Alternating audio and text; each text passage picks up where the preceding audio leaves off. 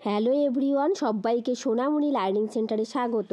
আজকের ভিডিওতে আমি নিয়ে এসেছি প্রথম পর্যায়ক্রমিক মূল্যায়ন 2025 অষ্টম শ্রেণীর ভূগোলের একটি সাজেশন অর্থাৎ নমুনা প্রশ্নপত্র। এখানে যে প্রশ্নগুলো রাখা রয়েছে প্রত্যেকটা প্রশ্ন খুবই ইম্পর্টেন্ট। তোমাদের পরীক্ষাতে যেমন প্রশ্ন থাকে ঠিক একই ধরনের প্রশ্ন এখানে রাখা হয়েছে। তাহলে চলো শুরু করা যাক আজকের পর্বটি।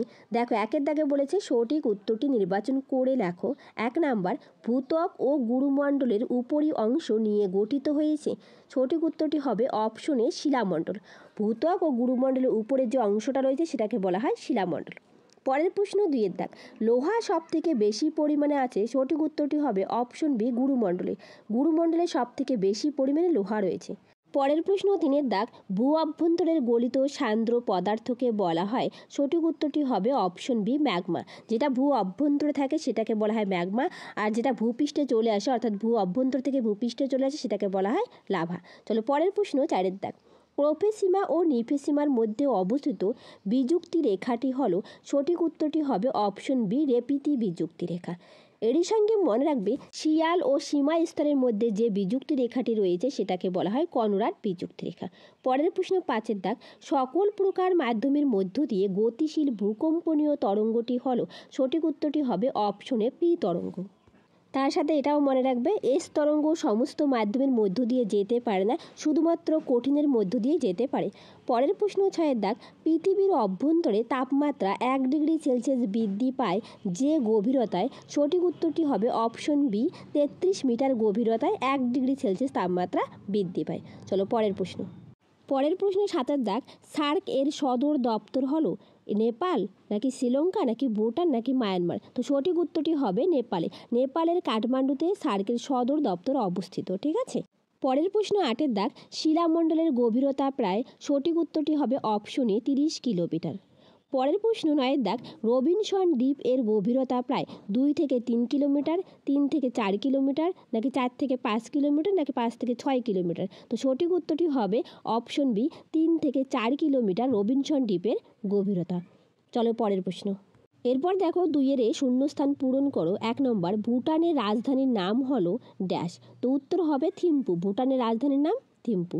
পরের প্রশ্ন 2-এর দাগ, দারুচিনির দ্বীপ বলা হয় ড্যাশ। উত্তর হবে শ্রীলঙ্কা। শ্রীলঙ্কাকে দারুচিনির দ্বীপ বলা হয়। পরের প্রশ্ন 3-এর দাগ, শ্রীলঙ্কার উচ্চতম শৃঙ্গের নাম ড্যাশ। উত্তর, শ্রীলঙ্কার উচ্চতম শৃঙ্গের নাম পেড্রো তালাগালা। বানানটা একটু ঠিক করে নেবে। পরের প্রশ্ন 4-এর দাগ, বাংলাদেশের প্রধান নদীর নাম ড্যাশ। উত্তর হবে মেঘনা। মেঘনা বাংলাদেশের প্রধান নদী। চলো পরের প্রশ্ন। এরপর দেখো 2-এর বি, একটি বা দুটি শব্দে উত্তর দাও।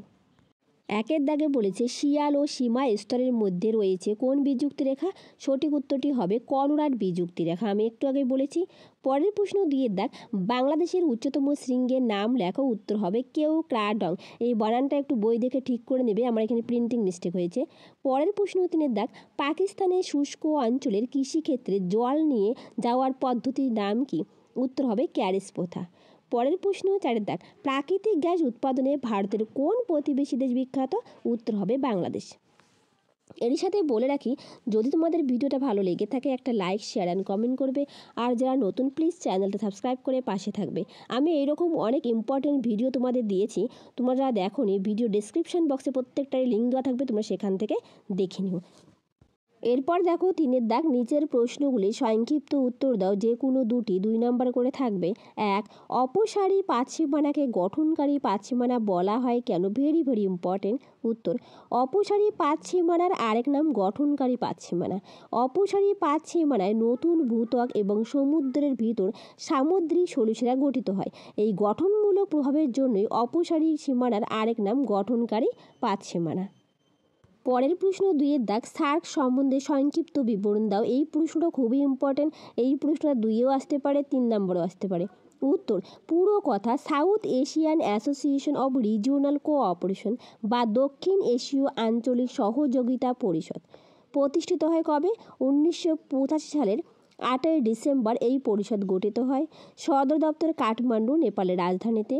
সদস্য, গঠনকালে সার্ক 7টি দেশ নিয়ে গঠিত হয়েছিল, কিন্তু বর্তমানে এর সদস্য সংখ্যা 8, যথা ভারত, নেপাল, বাংলাদেশ, ভুটান, শ্রীলঙ্কা, পাকিস্তান, মালদ্বীপ ও আফগানিস্তান।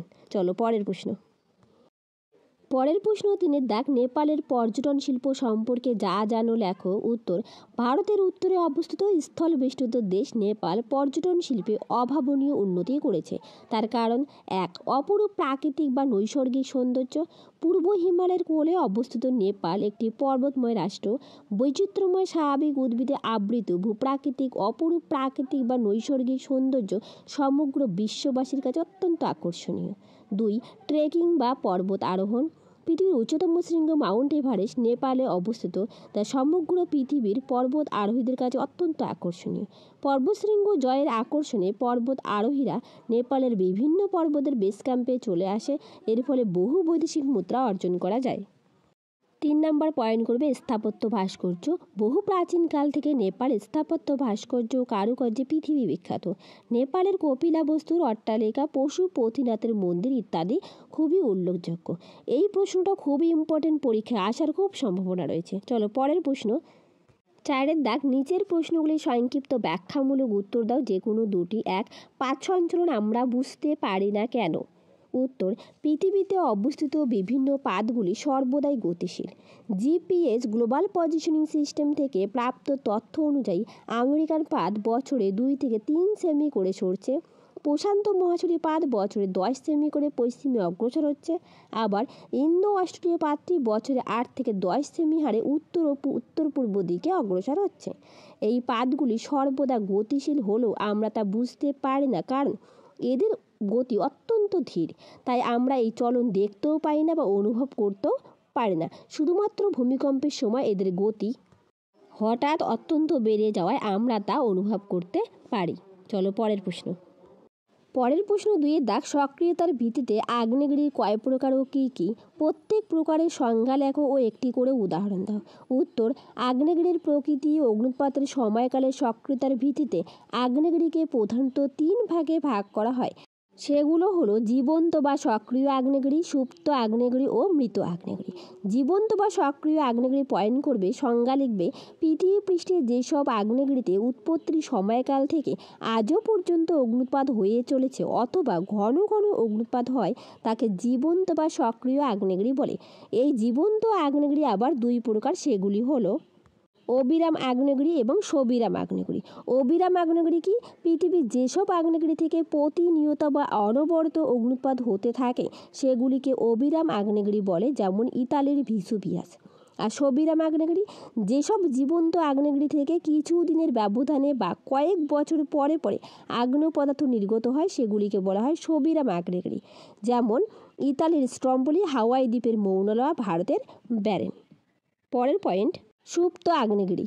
সংজ্ঞা দিবে, পৃথিবী পৃষ্ঠে যেসব আগ্নেয়গিরি অতীতে জীবন্ত ছিল, বর্তমানে অগ্নুৎপাত আপাতত বন্ধ আছে, কিন্তু অদূর ভবিষ্যতে যে কোনো সময় অগ্নুৎপাত হওয়ার সম্ভাবনা আছে, তাকে সুপ্ত বা ঘুমন্ত আগ্নেয়গিরি বলে।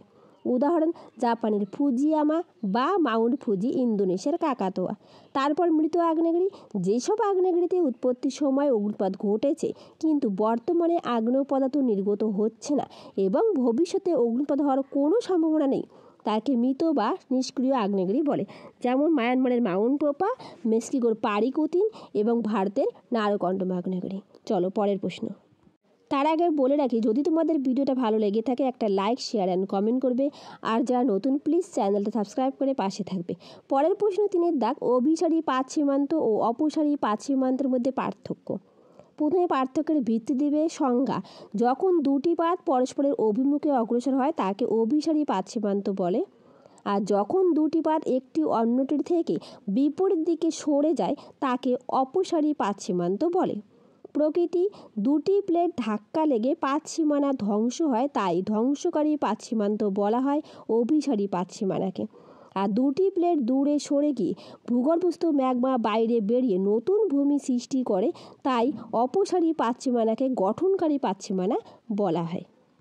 তারপরে ভূমিরূপ, অভিসারী পাত সীমান্তে ভঙ্গিল পর্বত, ভাঁজ এই সীমান্তে সৃষ্টি হয়, আর অপসারী পাত সীমান্তে বৃত্তচাপীয় দ্বীপমালা, শৈলশিরা প্রভৃতি সৃষ্টি হয়। নিদর্শন, জাপান ও টোঙ্গা দ্বীপপুঞ্জের মধ্যে এই পাতের ক্রিয়াকলাপ দেখা যায়, অর্থাৎ অভিসারী পাত সীমান্ত। আর অপসারী পাত সীমান্তে কি হচ্ছে, ভূমধ্যসাগরীয় শৈলশিরা বরাবর এর কার্যকলাপ দেখা যায়। প্রত্যেকটাই তোমরা খুব সুন্দর করে লিখবে, পার্থক্যের ভিত্তি দিবে, যেরকম করে আমি লিখেছি তোমরাও ঠিক এরকম করেই পরীক্ষার হলে লিখবে, তাহলে নাম্বারটা ভালো আসবে। চলো পরের প্রশ্ন। এরপর দেখো 5-এর দাগ, নিচের প্রশ্নগুলির উত্তর দাও যে কোনো দুটি। 1 বলছে শিলাচক্র সংক্ষিপ্ত বিবরণ দাও।